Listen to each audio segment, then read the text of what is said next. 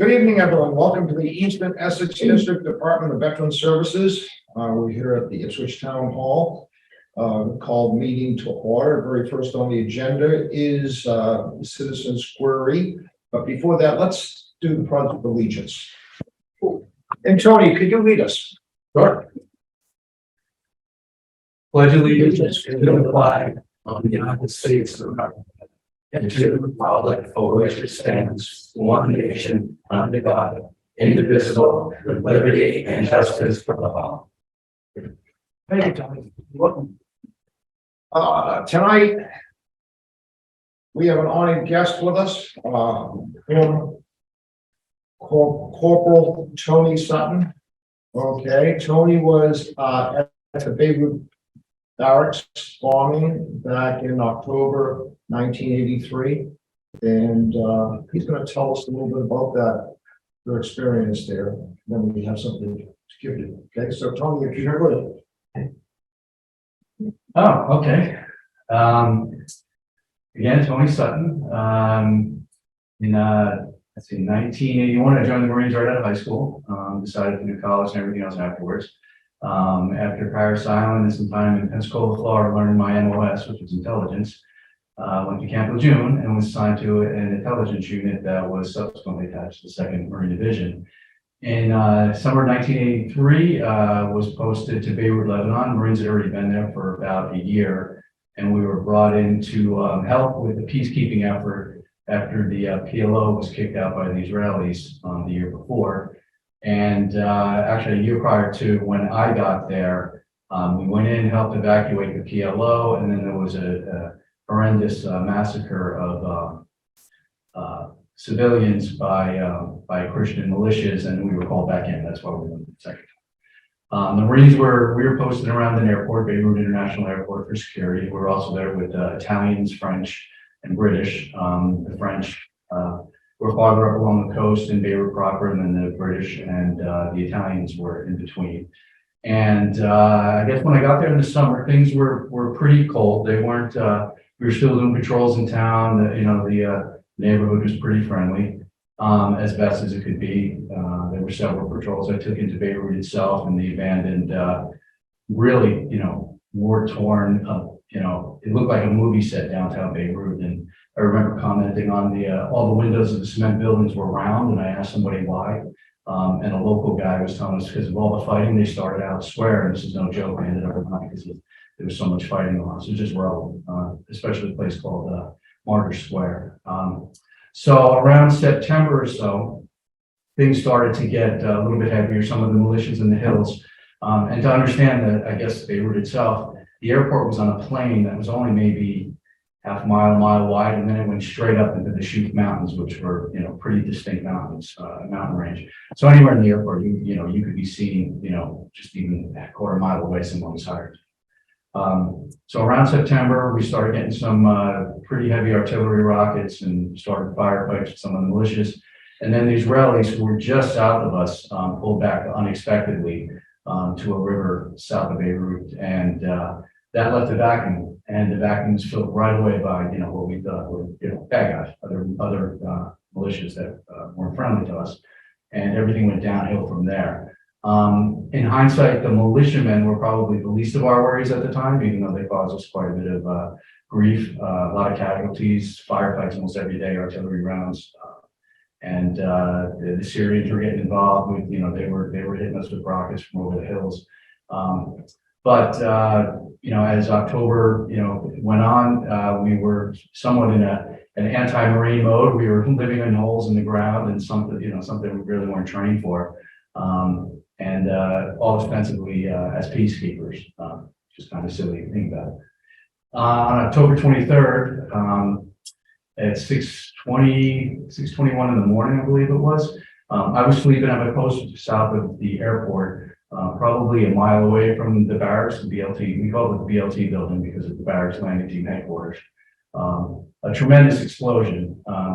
We were shelled hard the night before, so I was sleeping in a bunker that was somewhat underground. I literally thought we took a direct hit because it was so loud and the dust was coming down. rolled out of my cot, looked up the hole and saw a couple people running by and they yelled for me to come out. And when I came out of the hole in the ground, all I saw was a gigantic mushroom cloud up in the north beyond the airport terminal. And we didn't know what had happened. But as we were looking at that, maybe 30 seconds later, another explosion happened just farther beyond it. And that was the French headquarters that was also simultaneously attacked. Ultimately, it was found out that they were Iranian-backed militias, Hezbollah, suicide bombing. The FBI determined that it was the largest non-nuclear explosion on the face of the earth at the time. And the BLT building itself, to somewhat understand why it was such a tragedy, was a 4-story building that had a hollow atrium, so everything was built around the center. And the truck went through basically a barricade that wasn't very thick, got into the middle of this atrium and exploded. So the force took out the struts and everything just pancaked down on top of it. So radios went crazy with what had happened. Word came back that my site that I was at, there were 2 of us. One of us had to come back, help clean up because we're all obviously men short. And I was lucky enough to get that draw. And so walked across the runway, ended up getting to the BLT, I want to guess 30 minutes, maybe 30 minutes after the attack.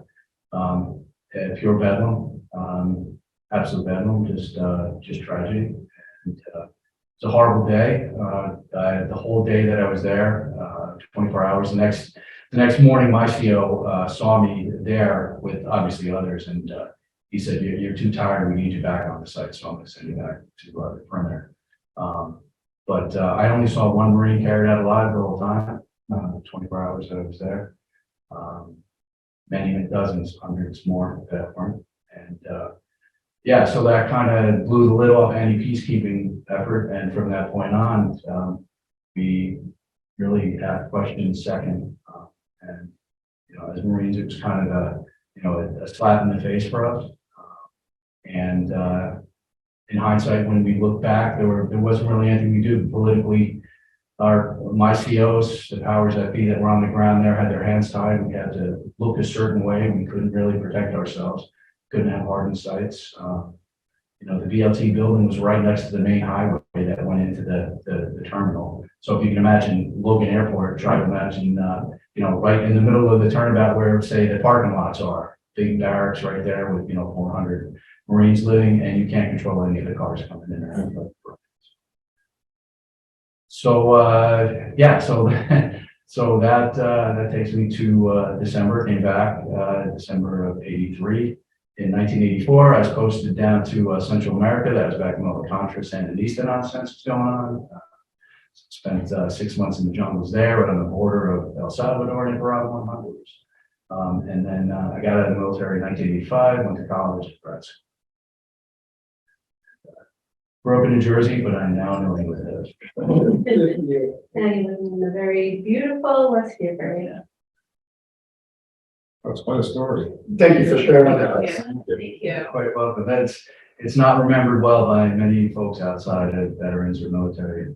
The tragedy of it is that there was 241 men that lost their lives in probably the blink of an eye, less than 10 minutes after. And many more died after. I was sitting home that Sunday morning, and I always remember, and I had just come home from church, and I was sitting on the couch in the room downstairs. News came on. There was something happened in Beirut, and then the casualty figures just started to, my heart just sank.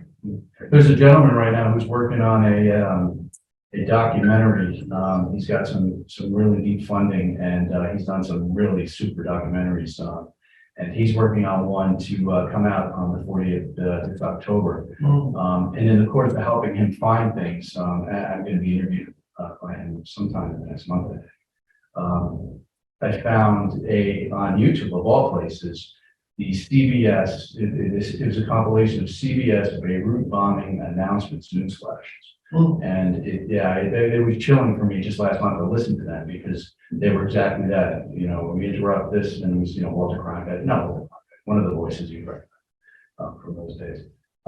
It's that Sunday program, Good Morning, was on CBS. That's what I was watching. Is that right? Yeah. Well, this was actually the radio, so it was that. Okay.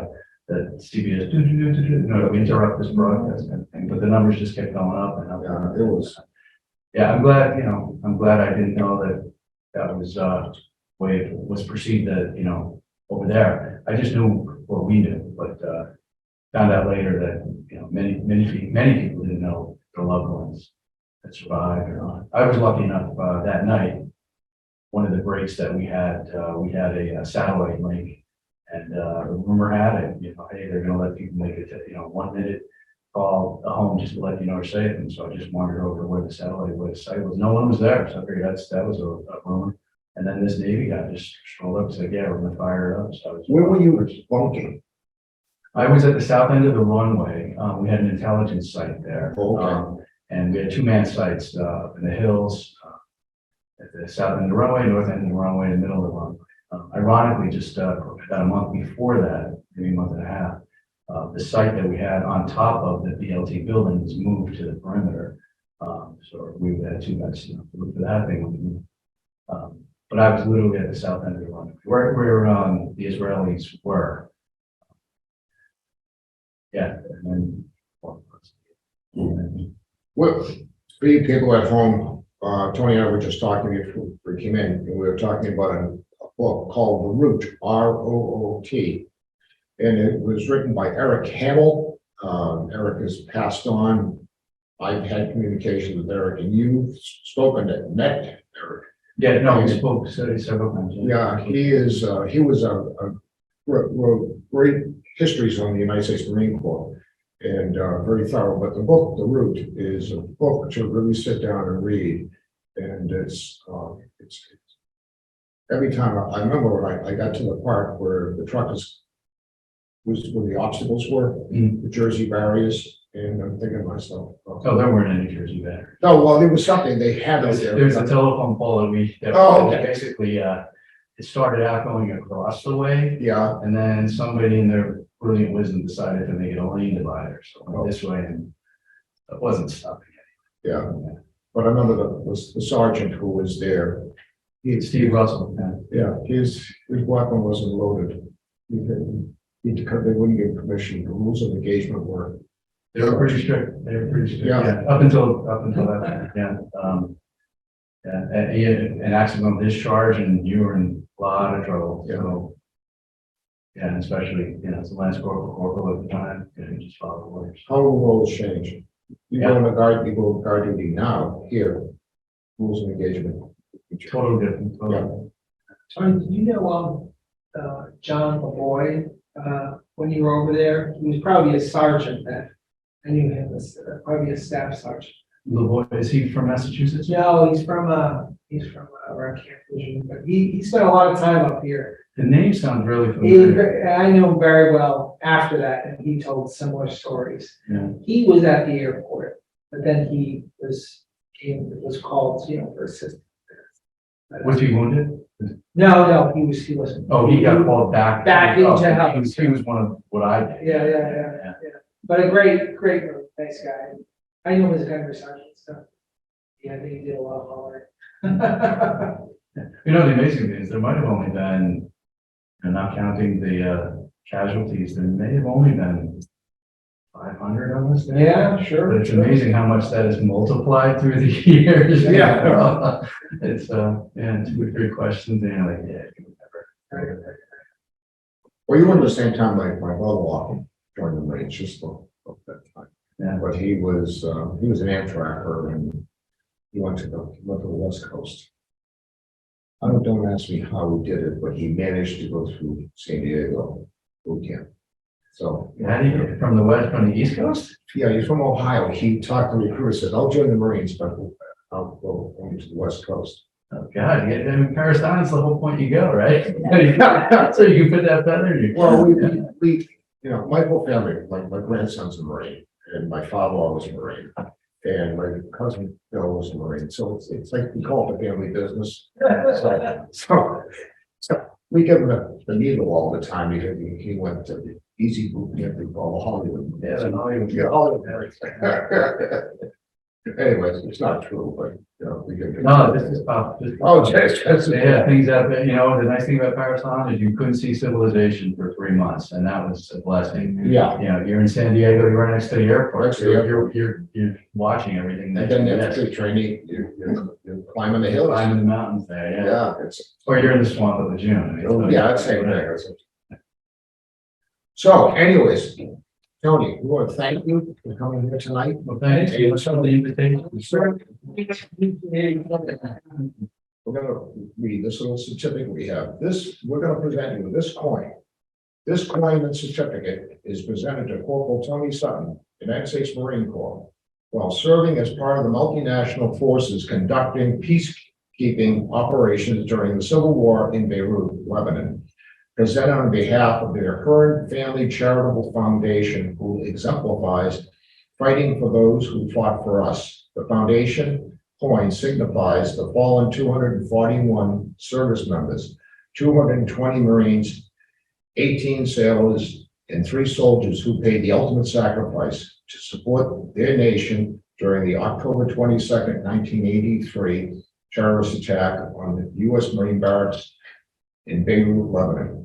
Thank you for your dedication, your sacrifice, and selfish service for this nation as a United States Marine. Lest we forget that peace has a price. Simplified. And signed by myself, Chairman of the Board of Directors, Eastern Essex District Department of Veterans Affairs. So, what do you come over? We got a full. Here.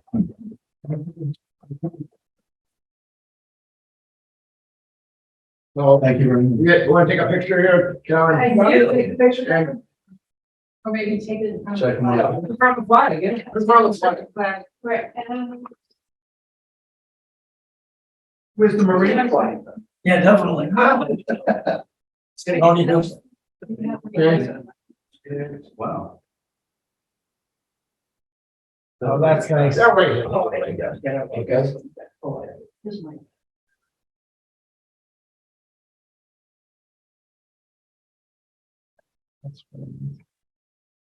I'll send you this link. Okay, yours is probably better than mine. Well, yeah. I always make my daughter take. Belt and pictures. suspenders. Belt and suspenders. Thank you very much. Thanks for spending the time. Yeah. Thank you, Tony. Yeah, when I saw that coin, I was, Yeah, I wow. bought it and I wanted to give it to you. So. Oh, this is great. Tradition Challenge. You know the story of Challenge? Well, you know the story of Challenge going there. Yeah. Yeah, it's a pleasure, buddy. Thank you so very much. Thank you. Pleasure. Thanks, everybody. Thank you, Tony. Thank you. Thank you for remembering. It's, try and do as much as we can to make sure that they're not. Thank you. Yeah. Thank you very much. Thank you. Yeah. Thank you. All right. God bless you. Be well. No, same with you. Thanks.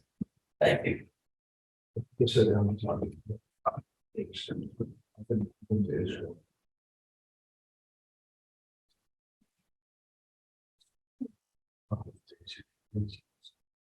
Which, I'll take information from Karen. I want to know if they were here and I'd be happy to understand. Thanks for coming. Just got some places where it's interesting.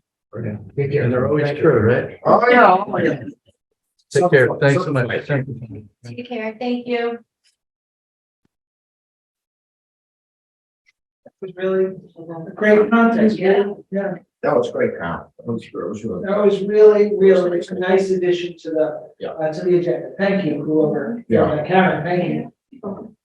No, it's, and those guys, it's been 40 years now since that's hard to believe, 40 years. And it's kind of fallen through the cracks, and a lot of people forgetting, it was really the beginning going into 9/11, and our involvement in the Mideast. Anyways, great job. All right, moving on. Okay, reorganization board. Your thoughts? Citizens query? Oh, we did citizen prayer already, and Oh, we did, okay, no, I see nobody out there that's okay. wanting to say anything. And we'll move on to agenda number 3, reorganization of the board. What does members of the board wish to do? for a chair. Bob, I appreciate your open book, if I could, but I think you're doing a wonderful job personally, and if you would like to, in my opinion, if you'd like to continue to steer the ship, with the Navy analogy, I would be supportive. But again, it's always good to ask that question, and I guess that's the healthiest thing we can do. We have two new members of the board, and you and me. So, I said the same thing. I think they're the phenomenal job. I think it's great. Are you willing to stay on as chair? I don't want anyone, if someone feels that they want to step up to the chairmanship, I will gracefully move out of the way, okay? Because I want you to feel that if you wish to step forward and take a leadership position, you're more than welcome. I am very happy in the position that I'm in. Yes. So in the case, I think the reorganization of those meeting minutes. I move to nominate Bob Snow to as chair for the coming year. Second. And I have a second. All those in favor? Aye.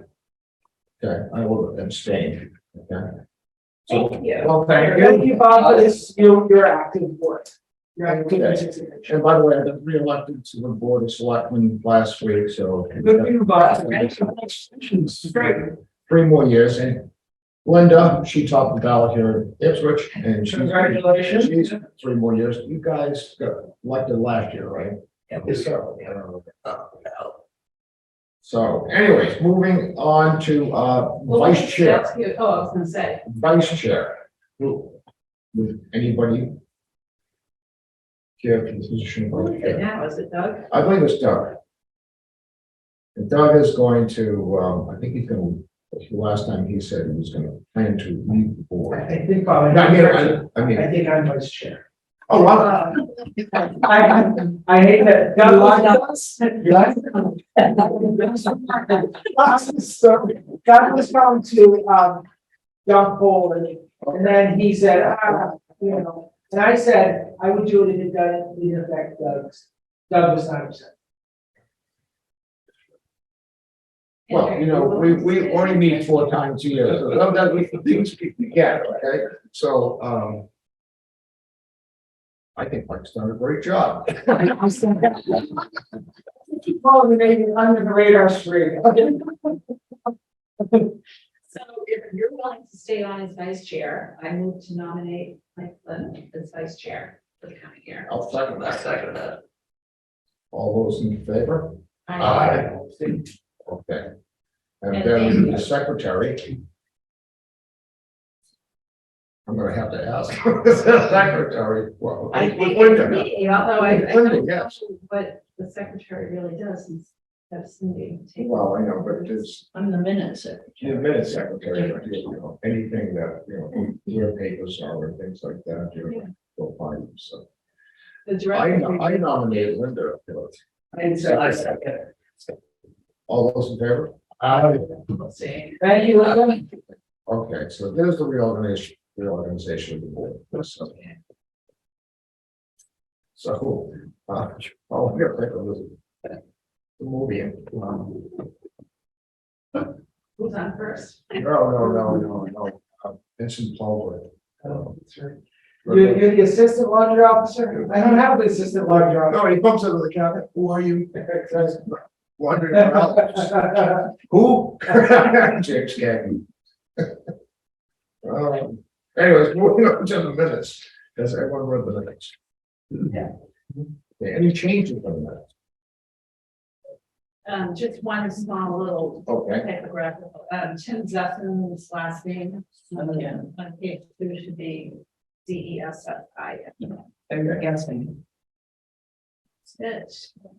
all right. Thank you, Cindy. Yeah. Great job. Okay, with those changes, do I have a motion to accept the minutes? Promote.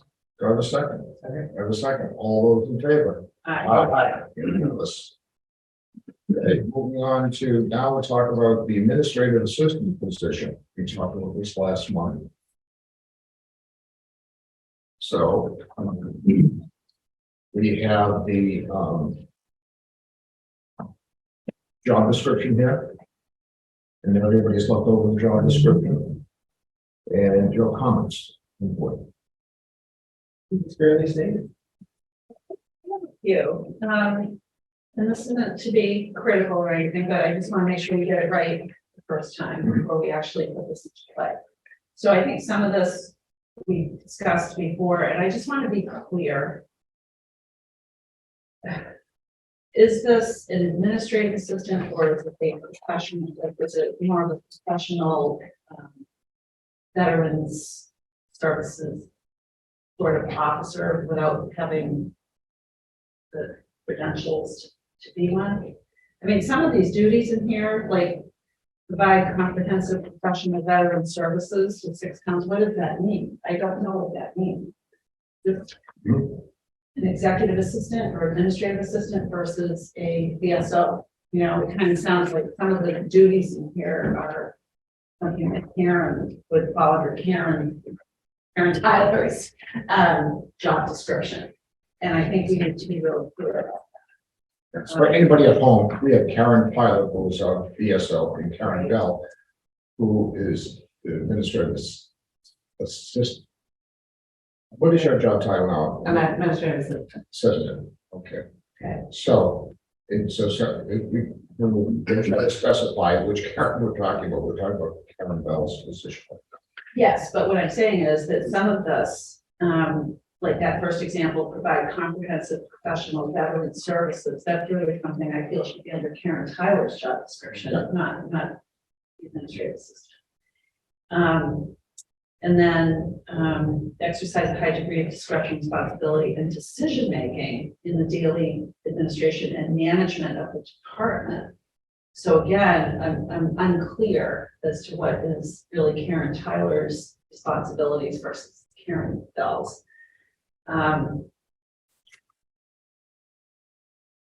So, and then under supervision, it just seemed unclear. Under general direction, it doesn't say it who's directing. Obviously, it was Karen Tyler. Employee plans prioritizes most of the work. Instructions for new assignments or special projects usually consist of statements of desired objectives, deadlines, and it just seems like there's a lot of words, but I'm not really sure What they mean. what they mean. And can we cull some of that and make it really clear? You know what I mean? And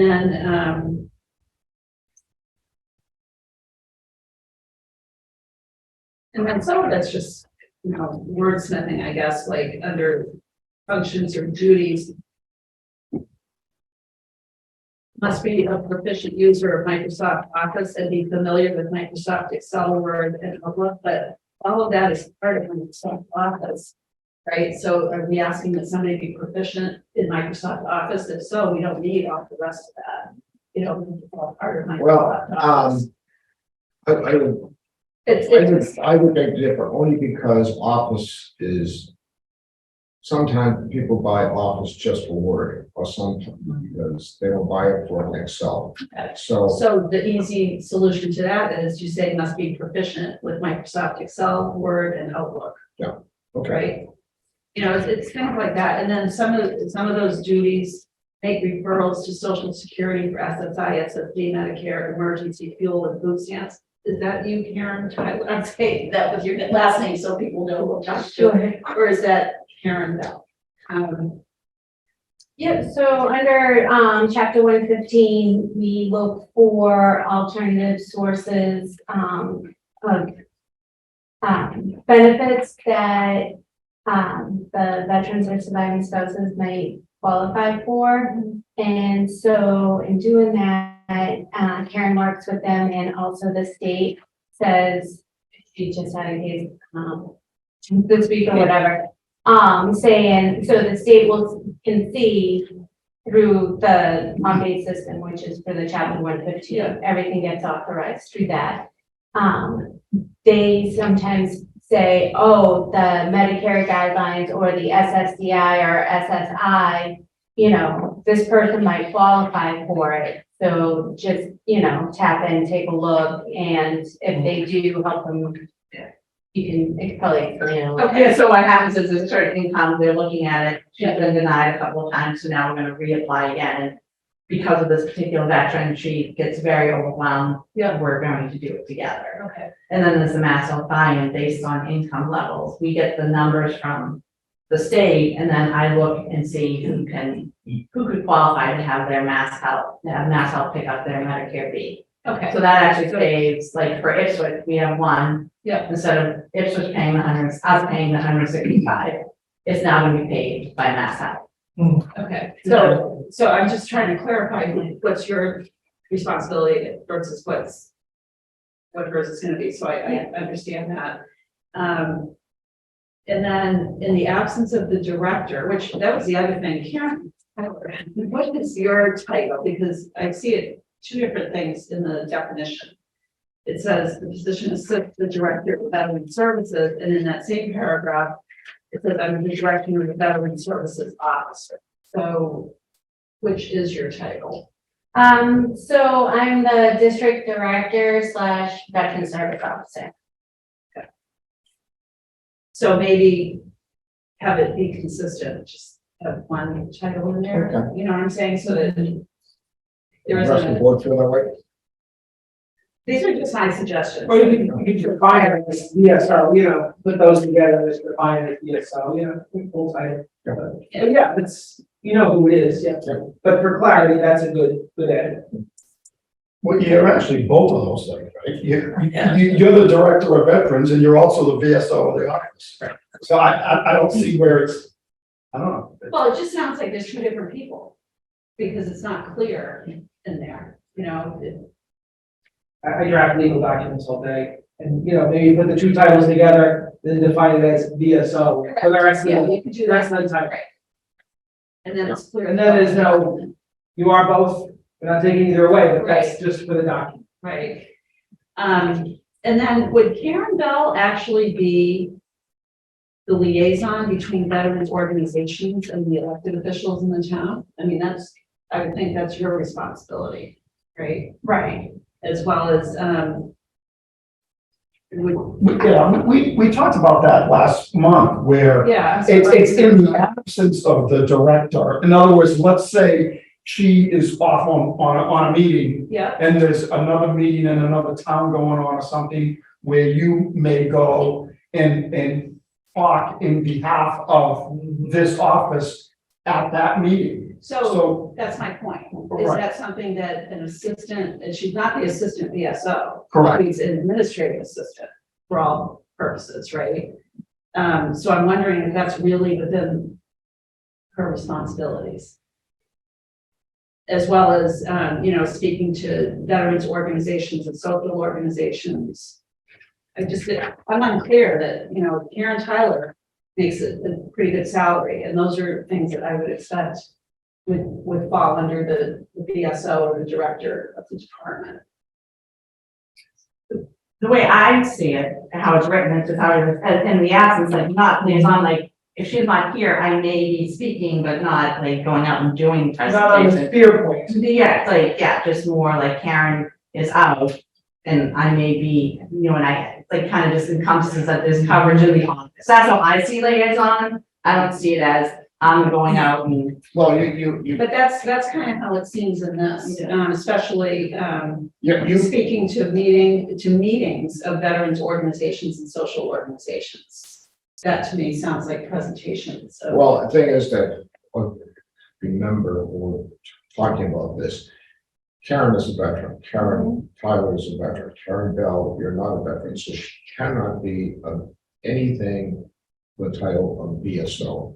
Okay, she can be a veteran service assistant, but she can't be the title of BSO or assistant BSO. Okay, this is a veteran service assistant to the veteran service officer. Okay, so just we're just That's sure my that point. that's- So should some of these not be in here? Are those not job duties for this position? Well, I think if Karen is not here, Yes, okay, I think it's a liaison doesn't have is the liaison. It's just a person communicating with another organization, not having the duties. I'm trying to think of the word. Well, it's like a liaison between the town officials, veterans, or veterans organizations and Karen. Yeah. That, But it says speak to meetings of these organizations. So that tells me that the assistant would be attending meetings and making presentations. And I'm asking, Yeah, is that's that something part that of the job duties of this position?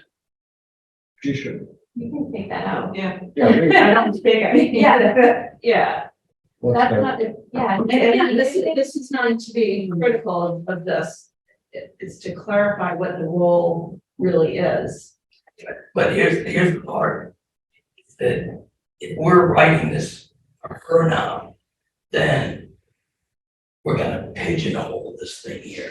This was supposed to be designed, if she ever leaves, what happens when the next person comes in? What if it's me? I'm a veteran, I can do any presentation, and having a defense organization, if you get very specific with job descriptions and start like making it like a checklist, and then I then say, Karen, I need you to do this here, and Karen goes, my job description says that I do A, B, and C. You just gave me a D. So this was trying to not just focus on her, but to be used, as George said, we gotta do this here, so it's everlasting. So if we take it and bring it down so much, then later on, somebody new comes in and we wanna make it expanded, or Karen says, hey, look, we're getting so busy now, I really need you. Come on, go do the presentation. I'll go do a presentation. Well, I think we But can, that's- at that particular time, we can change it. Yeah. But I think for the job description right now, for what Karen Bell will fall under the job description, so that, and going in the future, we can change that. Well, I think too, we have to look at what this is for. It's for Right. an administrative assistant. It's not for an assistant veteran services officer. I got that. So if we're putting duties in here that would, I'm not pigeonholing anything. I want to clarify that those are not duties that the administrative assistant will be doing.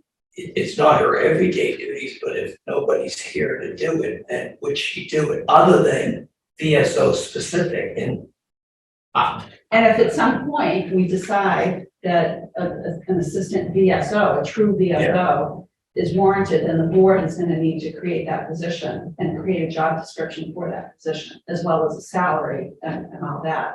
So I think for now, I mean, this will always be a work in progress. It's not going to be forever. If duties change. And if you're somewhere, you're at schooling or something, you call and Karen's liaison between you and a board. and anybody else. Anybody else, Yeah. yeah, that would be, you know, And that's it's for duties. It's kind To of, communicate. it's kind of funny to speak to. I didn't envision that as her physically being there. I envisioned it as she can speak to To a what, veteran. like I said, I like, you know, what she learned on the phone or, you know, and relay that information to Karen. I never really interpreted that as actually going to a meeting and representing the other Karen. You know, that's not what I visualized, Yeah. but, you know. And that's why I'm saying, let's clarify what it is, because that could be read that way. If I picked it up that way, I'm sure others would too. I think the last one speak to, meetings of veterans organizations, social organizations, I don't think that's not called for under her job description. Okay, that's Karen Tyler's job, okay, Right. so that one could be eliminated, but she is a liaison between this office and the Yeah. different boards in the different towns and elected officials. So Karen Bell would not necessarily be attending select board meetings, for example. No. Or not yet. So that's kind of how I took. So in an occasional evening or weekend work, as situation dictates, Karen may go someplace, like you're gonna do a setup somewhere, or like we did up in Newbury, okay? And you need some help setting up and doing that, Karen, along that situation. Yes. Okay, Right. so that, I see no problem with, how does the board feel about that? Yeah, that's okay. I mean, she get paid overtime or something. Yeah. And, you know, like when we had upstairs about the MIA chair, and that was all organized, you needed a lot of help, and so. Anything else, job description? Yep, under that list of essential functions and duties, in the last sentence, update website, that's fine. Yep. But then it says the successful candidate will have a valid Massachusetts driver's license. That really should go under recommended qualifications. Okay, Right? That shouldn't be up there. okay, That's let's not move that. a duty. Let's see, under qualifications, again, lots of words. It can be called down a bit. Could say, willing to consider candidates with strong verifiable volunteering experience or background. I'm not sure what that means. If we're taking, I mean, I would suggest that it just simply say, you know, what the educational requirements are, experience requirements, and or equivalent, you know, of education experience. And then the ideal, it's repetitive, I think, because it says candidates with strong verifiable volunteering experience or background. And then the last sentence says the ideal candidate would have a background and experience in service to others. So that kind of duplicative, like words, be boiled down a little bit and more clear.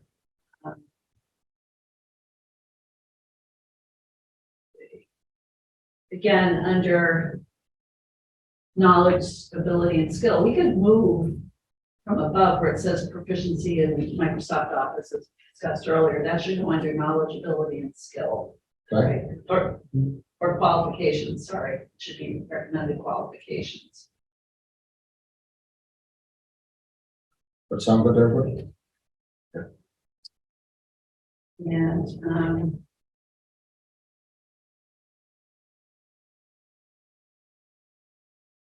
yeah, under knowledge, ability, and skill, it repeats the computer stuff with Microsoft Office, Word, and all that should be under qualifications, education experience, as well as detail oriented. I would remove the word mindset. That doesn't really add anything to it, right? So detail oriented, ability to complete intricate tasks according to strict deadlines. And then the physical requirements, you said Tim Zesson reviewed this. I was just wondering if some of that was legal. Yeah. Because in the end, it says that we don't discriminate based on physical disability, physical or mental disability. So I want to be sure that the physical requirements section is legal. That almost sounds like, I've seen things like that in Yeah, we've done it. our site, you know, you can't work at the DPW without being able to, you know, hold the shovel. And I would think the 30 pounds is moving box, you know, paper, copying paper and stuff. Yeah, so I asked him, I said, is this a legal job description? He said, I'm not sure what you mean by this, but I see no issue with the form of the document or its content. Okay. All right. That's good. And then the last sentence under physical requirements must be willing to travel and make home visits as required for veterans and dependents who are not willing to or able to leave their home. Is that something the administrative assistant will be doing, or is that your job? If it's in regards to chapter 115. So one of the biggest things that separates the two of us is like, kind of like the VA in chapter 115.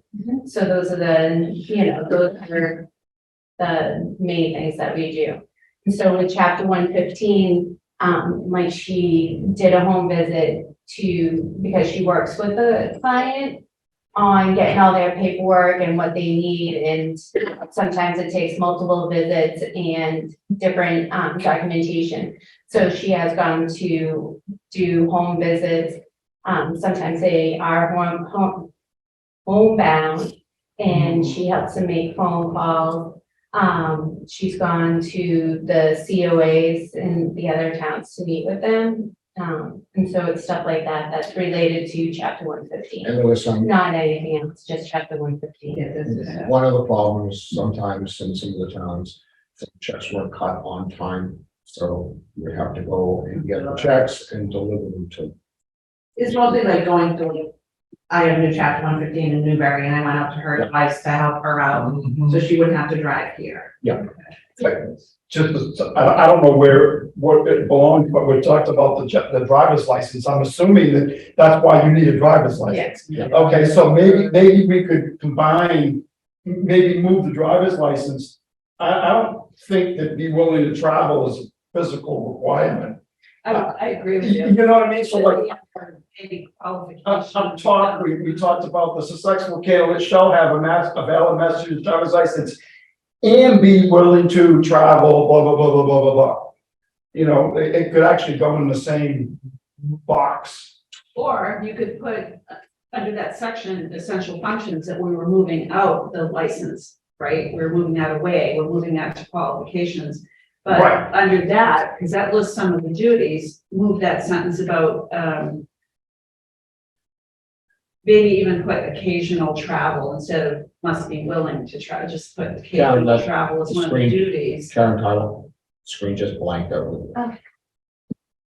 I agree with what you said though earlier, is, you know, this is a work in progress. It's not gonna be perfect, but, you know. But we have to make sure it's geared towards the job. And yeah, again, that we're maybe creating a new position in the future. You want to try different places?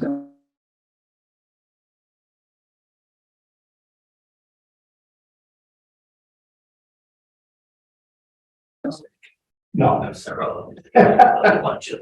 that's what I was. You wanna try that?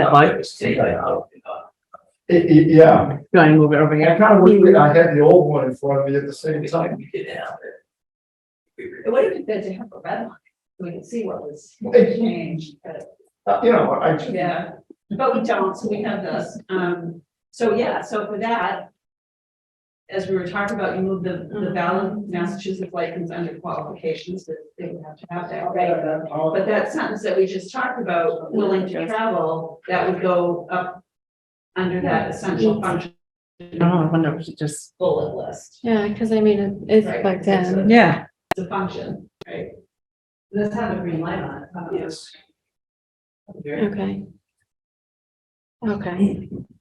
All right, Anything it's still else? recording. Don't go, so good, whatever. About to fall asleep. Nothing good. Nothing against the content of the meeting. All right. So have we blown that enough? Or do we need more? The job description. I thought the essence was right. I think it's wordsmithing is very much appropriate.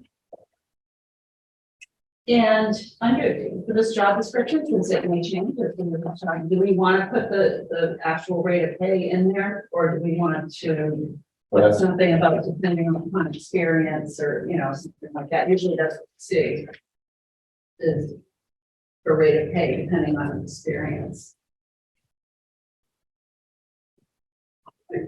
I see all the ones I saw, I had right in there, that's why we put it in there. But if you don't want to put it in there, then you don't have to put it in there. Well, I mean, you could have somebody come in, if Karen Bell were to leave, and you have somebody come in who has great experience and all that, depending on the board's vote, maybe that person might get paid $26. You know what I'm saying?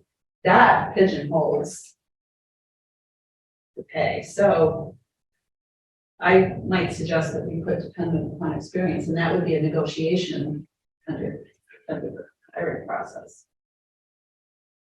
do we introduce steps in this? Or do we, I don't have enough knowledge Yeah. about doing that. I'm gonna just- Those are. my let's go back to the suggestions. job description, so we have, what we've looked at so far and what we've heard, how to change the wordsmith to this. If people feel comfortable with those changes, and that would be the job description that we will use. Like I said, I think it just needs to be clarified that, you know, some of these duties seem like they're beyond the scope. So the things that we looked at to take out and to put in and to craft this. Would everybody feel comfortable with that? Well, I don't think what are we gonna do about the second paragraph on the first page? About comprehensive professional veteran services, what exactly? is that? You know, that sounds Well, like. that's what I'm asking, are we, where do we need to groom into cull? And what needs to be groomed and culled so that we can get this job description together? I think it gets back to like Karen was saying about chapter 115, you know, like you said, that's her job. Basically, that's a big piece of it, correct? That's the next. Which is, I think, why, you know, I agree with you though about the, you know, provide comprehensive professional veteran services, so, you know. But she's the only one doing 115, pretty much. So why would she not have to provide comprehensive professional veteran services, you know, throughout the 115 process in her duties? I don't know. Or could you get away with leading into that sentence, under the guidance and supervision of the DSO, comma, provide comprehensive. Oh, yeah. Because then therefore, that doesn't pigeonhole it, it allows Karen to direct the services as appropriate. And maybe there's a. I actually think that was in there in the old one. Maybe that's why I thought it was Okay. How about under the supervision of the veteran service or whatever title? It's gonna be there. Provide comprehensive. No, assist with.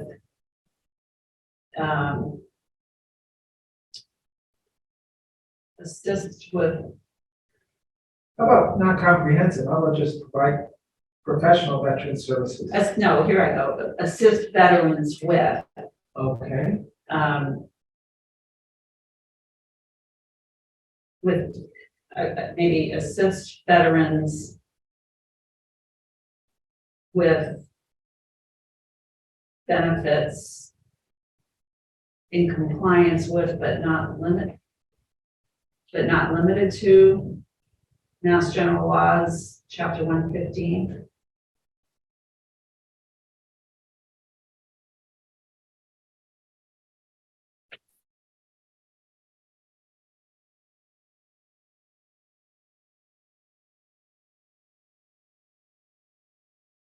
Okay, And we'll continue, Mike, because Oh, I'm fine with that. I think that's the correct context, and I think, you know, again, it's 115. You know, are the corners of some of the veterans, are there some little pieces of veteran services other than 115 that Karen works on? No, it's. No, Yeah. that's it's- the correct app. It's the chapter 115. 115 and things that are related If that, to if it. that's correctly Yeah, accurate, then sure. yeah, okay, with the edits that we've made so far tonight, okay? And. yeah, and I'm sorry, but like I said, I want this to be right. Well, I think it's a healthy discussion. Sure. Okay, so the second sentence, exercise a high degree of discretion and responsibility, and then I get stuck with this, and decision-making in the daily administration and management of the department. by execution of a prescribed comprehensive program of public assistance and services. First of all, Karen Bell isn't managing the department and making decisions in the management of the department. That's Karen Tyler's job, right? So that really needs to be scaled back. Okay, so this needs to be, to go back, it needs to be some corrections made. Linda, did you help with this? Especially that That paragraph? paragraph 2 is the, Yeah, the second paragraph, so that we can get this crafted, and we're gonna have another meeting on this. And to be able to get this, accepted by the board, okay? why don't you and I work on a red line? Sure. You want, I think a red line would be, and that would sort of allow this to be clarified. Does that make sense? Yeah, that would be great. There's Okay, 2 keys. Yeah, Right. right, okay, okay, so, all right. and so we'll craft that, and we'll get this ready for next month. We'll have to have a meeting next month. I'm gonna jump ahead to next meeting, if I can get this thing to work. But in the meantime, thank you both, because this is great. I think we just need to There's the clarify. 14th of June, sound But conceptually, I think that it captures the essence of what we're doing. And very supportive of the whole concept. Right. So does the 14th of June sound good, Wednesday night?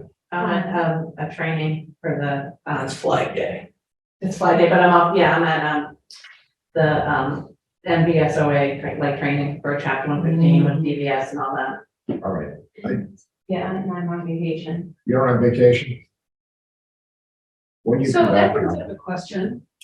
In that situation, vacation and training, how's the office covered? Oh, okay, good. Good. So I'm only out like Monday, Tuesday. You guys at all, yeah. I'm on my phone. She's the one who has to You're back. keep the office. The 21st. The 21st is fine with me. 21st sound good? 6:30. Okay, yeah, 6:30, regular time. Okay, 21st. That's my wedding anniversary. Uh-oh. That's Which I'm glad you reminded me of that. Listen, we don't want to lose the board member. But, I mean, what if I have to take my wife out to dinner or something? I'm probably gonna have to, if you just, if she's watching that, you bet you're gonna have to take a look at it. I'm saying, No, the 21st is fine with me. 21st, Yeah, I mean, Tuesdays are not good days for me either, so, Okay. but the 21st is okay, I guess. what about Thursday, 22nd? Or maybe the following week, too. well, we don't wanna go into that. July. People start the vacation week, Yeah, last week yeah, in June, that's right. that gets crazy. So I would say the 21st would be, I'll do the 22nd. Okay. I'm not available. Yeah, On the 21st? No, the 22nd. Oh, yeah, the 21st is okay. That's- 21st. Yeah. Well, bring your wife to switch, we have good restaurants here. They're really tasteful over there. True, true. Right at the bar. Honey, I got a great anniversary present. Leave you here. I needed that. Let me go for a later game. Or early. All right, I'm not gonna be the type of anniversary games you want. but this needs to get done before we start the next fiscal year, which will begin on July the 1st. So I would, as the chairman, I would like this done and sealed and brought forward On the on 21st. 21st, okay, so. But conceptually, it's word, in my book, this is wordsmithing and Yes. getting it right for a tool to be used in future iterations. It has nothing to do with the concept of. And we had talked about this being a new job position, okay, this is not, this is, when we had talked about the last job, that's when we talked about the rate of pay and everything else, and then we had talked about, this is something, that we're moving forward. this job, with this job. Would be a guideline of it. Like I said earlier, it might change down the road. You Right. know, you have something or, who knows. And plus the hours were going to be, refresh my memory, they're gonna be 25 hours, 24. 24 hours, okay, and then, That should be in here too. Did I miss it? yeah, I think that needs to be in this. So it'd be 24 hours plus, and then the rate of pay would be $25 an hour. We're talking. Okay, so we'll put hours 24 plus. If refresh my memory, and if we're correct, we talked about, we have money put aside to support that $25 an hour I think we approved the budget with that with that expansion. expansion, that's correct, okay. All right, so, I have a question. Did we talk about, does it need to be posted? No, it does not. Is that, it does not, okay, just, Stated. okay, well, Do you have any other questions? Oh, I know. Do you have a Word version of this that you could send me? I had one, but my laptop got run over by a tractor trailer yesterday. Seriously? Yeah. I swear to God. Fell out of the tree.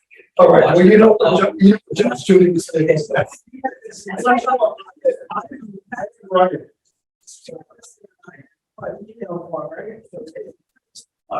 Yeah. Yeah, I have the, yes, yeah. Which is enormously expensive. It's crazy expensive for that. Yeah. So I can bring it back with PDF. I don't know what it came over. I'm looking now, so help you. so, Correct. for next month's meeting, we will vote on, we will look at the final job description. We will vote on the rate of pay and then the hours, which will be part of this, okay? Everybody? Great. Yeah, so we're not gonna put the days and hours of each day on this. No, That's that, liquid, that's, because it may fluctuate, Right. that 20, We're just gonna that put 20 day, 24. 24 hours. right. They fluctuate during the week. And depending on what the workload is in the office. So the administrative assistant position, we will come back and that'll be on the agenda for next month. Chairman's report, I'm gonna give to Rory tonight, will be on. Just the Raleigh is going to have a veterans parade on Memorial Day. It's going to start at Pine Grove School and come down Main Street down to the Star. I'm going to speak, Senator Tara is going to speak, Karen, you're going to be there. Yes, I'm gonna have, yeah. Yep, you're going to be there, and this is going to be on the 29th. Our breaker has sold a number of coins. It's incredible the number of coins he's sold. Something like he's challenge coins. Yeah, It yeah. has the seal. I forgot mine tonight. I know. But it has all the services on one side of the coin and the seal of Raleigh on the back. And it's really a neat little coin. I will bring it next meeting. But he's giving every veteran in Raleigh who comes to the Memorial Day will get a challenge coin. That's awesome. Yeah, and it's really a neat looking coin. You have one, Carol? What a great idea. And Bob came up with this idea, we call him chief of the boat. He said he was chief of the boat. So we call him boats all the time. And he's in our Veterans Council that we have, he's the chairman of the board. He has gone, he's really above and beyond the call of duty for what he's done for the vets up there. We're going to have the state police pipe and drum. Wow. Plus, we're gonna have a flyover by the state police. What else? The Girl Scouts and Boy Scouts, the politicians are all gonna march down to the Star Garden right beside, and then we'll have a little ceremony and just be, I think it's 1:30, I think. That's great. And then at that particular time in the morning, the flag was at half staff. And Bob, is trying to incorporate it into what the new concept Memorial Day, but that the staff is, the flag is at half staff, in remembrance of those who are not with us anymore. And then at noontime, it's raised to full staff. And then it's sort of, thinking about today's veterans and, so it's a combination of Memorial Day. So I was a little bit unclear and then Bob gave me some clarity about how it is. Well, he is chief of both. That's okay. That's, Those two. He's missing the service. what do you say? Space Command. Oh, that's right, too, yeah. That's- Can I ask you a question? Sure. About, I don't mean to back up about the thing, but when is the new fiscal year begin? July 1st. July 1st. July 1st, so we're still good with We're still good. with the hours and the. That's why I'm asking, but this be put to bed the next meeting, isn't that nice? Except made in China. And that's the great, Sadly, They're all. and then in the back is the great seal of Raleigh. That's great. That's really handsome. Isn't that nice? Yeah. So he sent that all off to his company and they did all the artwork and everything else and put that together. And, I can't say enough about Bob. If you know Bob Ricker. Bob is, do you know Bob? Oh, I've only been here for like 2 years. The town of Raleigh. I know my neighbors. he got donations. He got 70, it's the last count, he had $7,200 worth of donations. Those are the days. If they're, I mean, lots of Today, I'll say for $2 to $4. These are nice. Yeah, The more you buy, the cheaper they All right, are. the unit I cost. do that all day long. but it's really, it is a nice idea, and it's nice to pass that on to all of us. When I go down to, the Marine Corps Museum, I go up to Town Cabin, I have my too big for lunch. Try to get on once a year, and I always have to make sure the challenge coin, if anybody knows about challenge coins, you want to make sure you have a challenge coin in your pocket. Otherwise, you could be buying rounds for everybody in that cabin, so. Don't do Chairman's report. Yeah, Chairman's reports. I was gonna ask under that, could you put about the status of the review, Karen's review? Oh, yes, the next month we'll do Karen's review, okay, in the meantime, Mike and Linda are done with the review, I will bring over, try to get it done before we go on vacation, so I come over and just read the review so you know about it, so that, we read it to the intended, okay. All right. Yeah. All right, so that will be, I'll do that sometime before you go on vacation.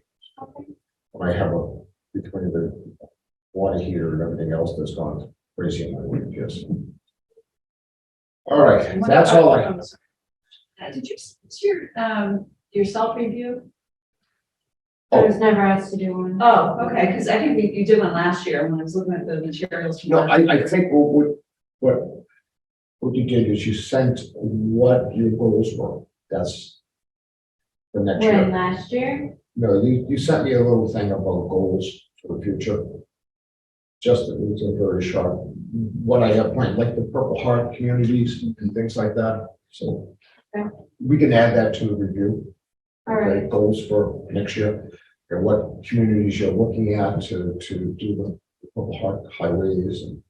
So you guys will talk about that during your review process. I just want to make sure I didn't miss something because we had something similar from last year. Right, Okay, yeah. all right, so. All right. Director's report, Karen? All right, okay. So, been quite busy, doing a lot of Saturday morning, afternoon outreach. So I went to the VNOC, which is the Veterans Northeast Outreach Center. They had a car show on Saturday, not last Saturday, the one before that. They had like a couple hundred people there. I met people when they first, like I had, I have my my nice tablecloth that has, our services on it. And so I had a resource table. I was inviting people to, write down their names and what towns they were from and everything. And so it was actually good for some of my other VSO, because I was like, oh, okay, this person lives in Andover. So I emailed the Andover VSO and said, hey, follow up with this person. And I handed out material. I told them about the event that we're having on Saturday, and answered a lot of questions and stuff. So I think that, it was very useful for the people who were there. I thought it was cool. Then last week I helped out on Saturday. They had the PACT Act seminar.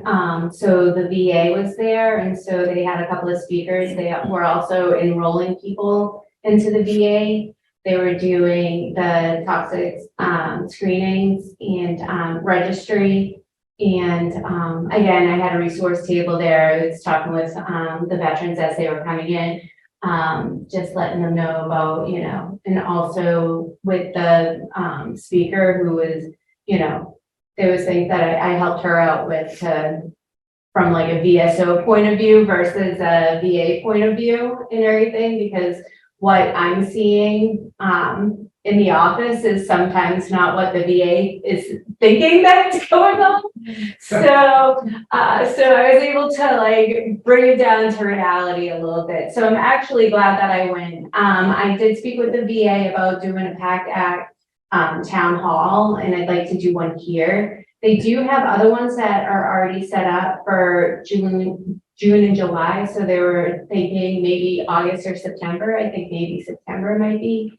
I would like to either do it in September or possibly do it, in like November when people have veteran stuff on their mind.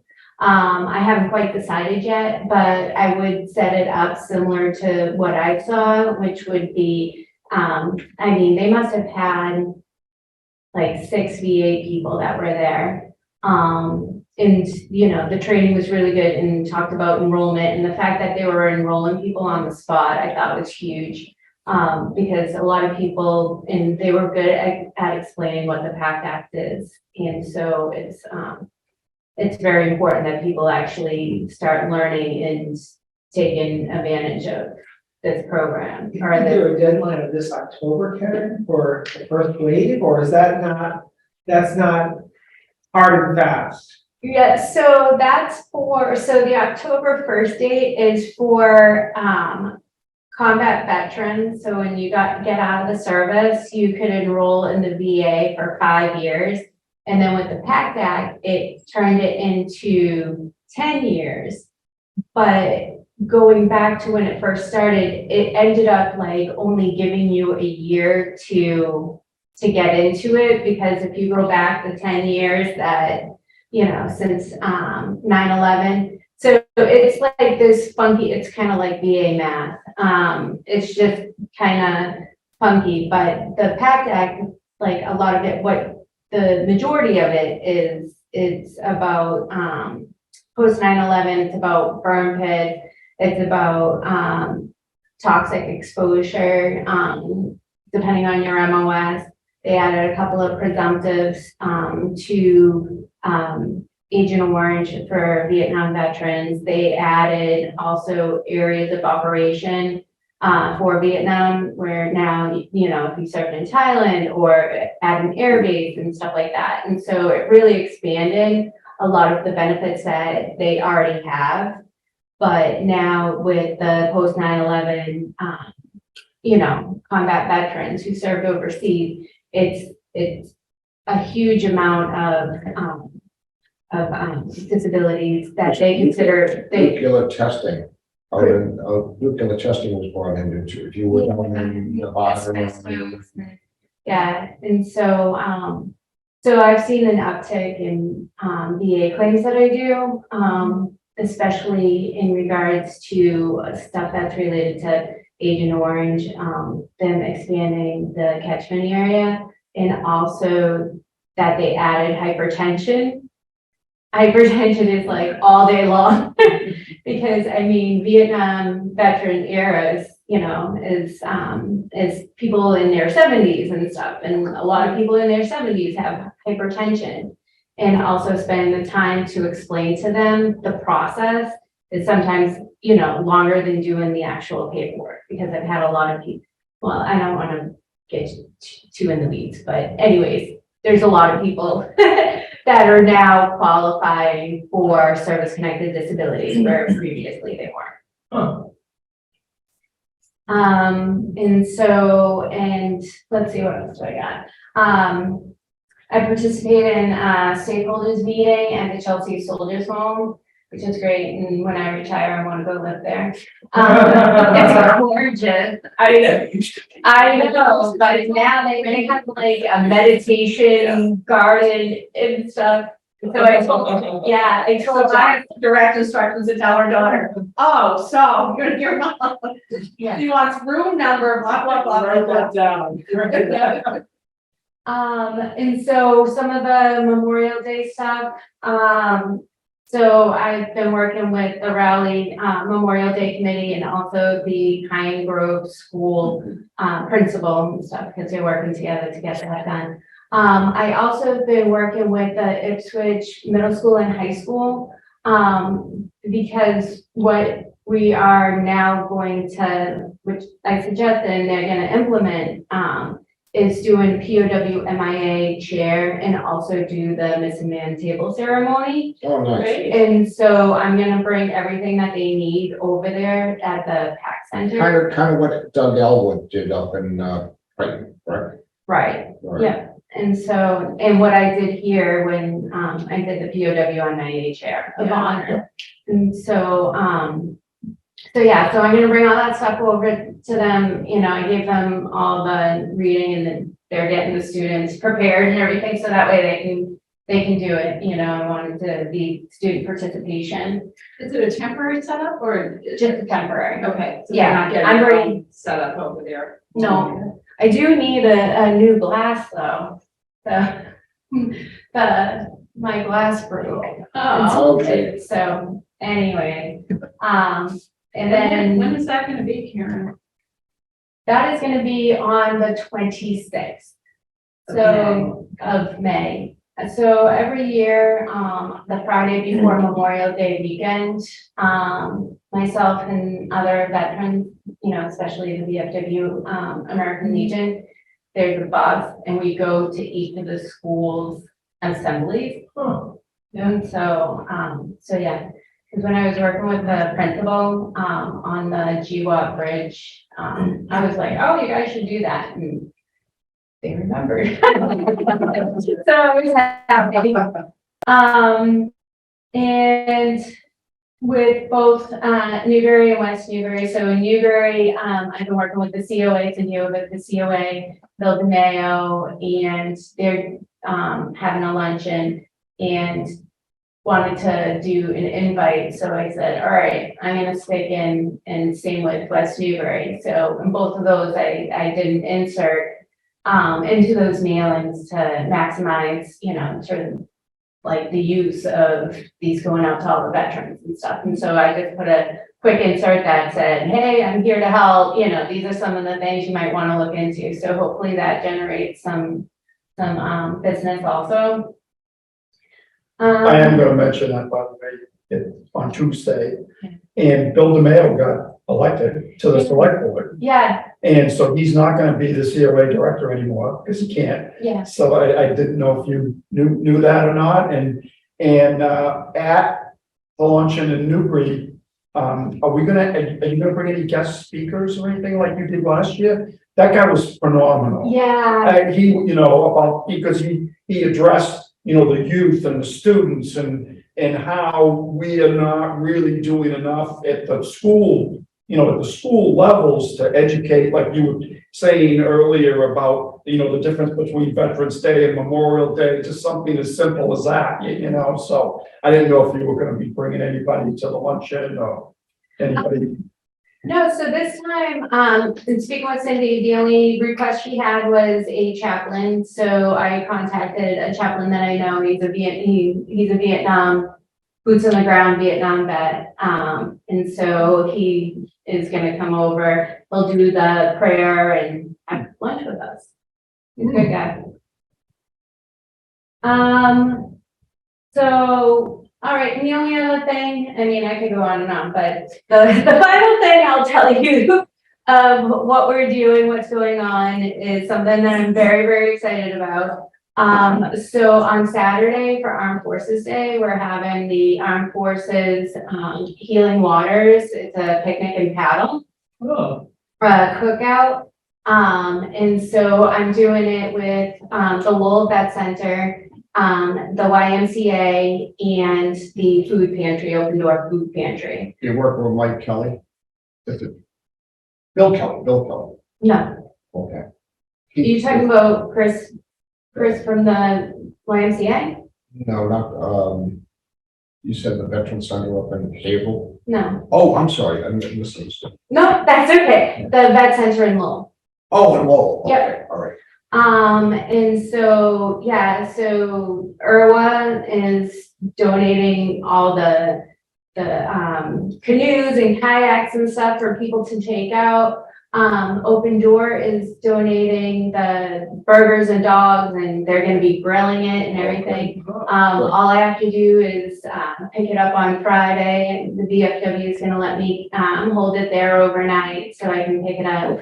Yeah, and we have a band that's playing. There's gonna be nature walk. I'm not sure if we're gonna have resource table, so I'll have a resource table there and stuff and just mingle and talk with everyone. Remind them about services and stuff. Last year we had so this is the second annual, last year we had about 50 people. And we were banking on 75 people, and we already surpassed that. We actually had to take down registration. Wow. Yeah, so but you guys are all welcome to come and everything, and, and like I've been telling people, I'm like, you get to, canoe and kayak, but if that's not your thing, eat burgers, dogs, and listen to some music. Let's just go and hang out. And this is a top skill fair, is what, No. the IRBA is Ipswich River Watershed Association. okay, I have it on my calendar, I just, Yeah. so where is it, right here in town? Yep, I'll tell Okay. you what, yep, then when they launched the computers. correct, Yeah. yep, What time is that, Karen? it's, so 11 to 3. Sounds like a wonderful event. Yeah, yep, so, the people who went last year are coming back, so That's It's great. on the 27th. it's on the 20th. It's this Saturday. Yeah, yep. So yeah, I think we're in good shape for that, so, yeah, if anybody has any questions. Sounds like great events. Yeah, Good report. Thank you, Karen. you're welcome. All right, so we set the meeting date for the 21st, correct? Yes, sir. Yes. This thing, why is this thing? Of June. So Well, actually, yeah, just one thing. Okay, So Georgetown, I was hoping Doug was gonna be here, because I have his. So Georgetown, I talked with them, went to their, American Legion meeting, and those guys wanted to do Purple Heart Community. So, so Doug has what he needs, and they're going to be announcing it on July 2nd. Oh, great. Because they're having a big event, the Army band's gonna be there and all that, so I'm really happy for them. The 2nd of July, July 2nd at 5, yeah, and it's gonna be intermission, like, the 215th band right there. that's a great idea for the town to do that and to. yeah. To remember, riding into your town and seeing that, get a Purple Heart. Just a reminder of the sacrifice of so many men and women who have been wounded in the cause of freedom. the old saying, freedom isn't free. Hmm. It comes in blood. All right, now I really think I'm done. So with that, we know we're Well, gonna thank do, we're gonna show up next month on the 21st, right, at 6:30. We'll set there. We'll have a full agenda because we'll have. Yes, we'll have a review also. Job Okay. description. And then, on the agenda, just, as we did tonight, we did the pledge of allegiance. So that should be first on the agenda, okay? And, for all organizations, the veterans organization, we should be doing that. So I'm glad we did that tonight.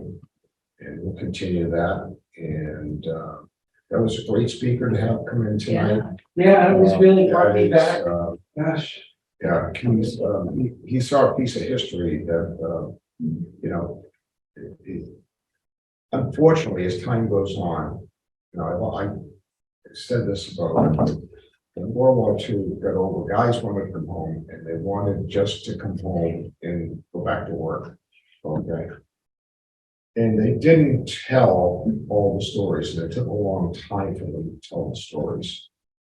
And there's something about that that's lost in the American story, and it's very important for all of us to get that story told. And I go on YouTube, and there's a New York organization that interviews World War II, Korean War, and Vietnam War veterans, and you can go there and you can watch them, and they're very meaningful. A lot of them, World War II, that's we can get that story. We can get that. It's like I told a story about going to the Essex dinner and sitting next to a fellow who was in the Battle of the Eastern Solomons. And, he looked at me, he said, "Son, you probably don't know what SBD is." And I said, "You want to die for me?" And then he went on and he talked for the next hour about being on Saratoga and about sitting in the back of the dive bomber. And he kept telling me I didn't do much. So those are the stories we need to tell, especially the young people, as they don't understand, unless they're exposed to it. And one of our jobs is to tell that story. What that, and understand about freedom isn't free. Right from the beginning, from the very first veterans that marched from Washington, to Valley Forge and to Trenton. So with that, I'm going to ask for a motion to adjourn. So moved. Do I have a second? All those in favor? Aye. Thank you, and please join us next month, and thank you. Thank you. Thank you.